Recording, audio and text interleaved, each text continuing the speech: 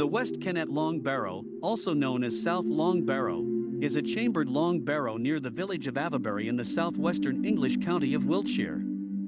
Probably constructed in the 37th century BC, during Britain's early Neolithic period, today it survives in a partially reconstructed state.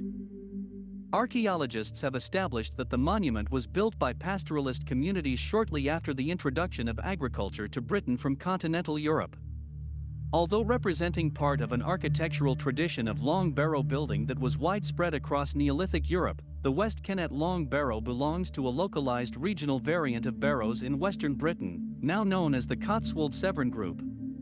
Of these, it is part of a cluster of around 30 centered on Avebury in the uplands of northern Wiltshire.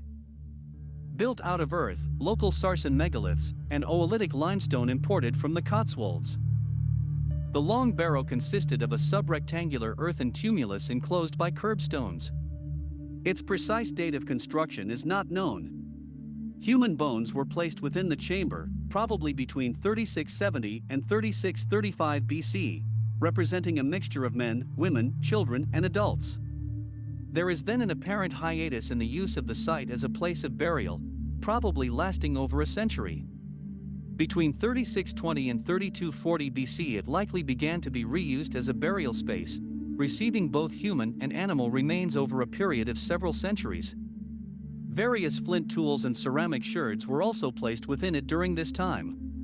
In the late Neolithic, the entrance to the Long Barrow was blocked up with the addition of large sarsen boulders. During the later Neolithic and early Bronze Age, the landscape around West Kennet Long Barrow was subject to the widespread construction of ceremonial monuments. Avebury Henge and Stone Circles, the West Kennet Avenue, the Sanctuary, and Silbury Hill. During the Romano-British period, a small coin hoard was buried in the side of the Long Barrow. The ruin attracted the interest of antiquarians in the 17th century, while archaeological excavation took place in 1859 and again in 1955 to 56, after which it underwent reconstruction.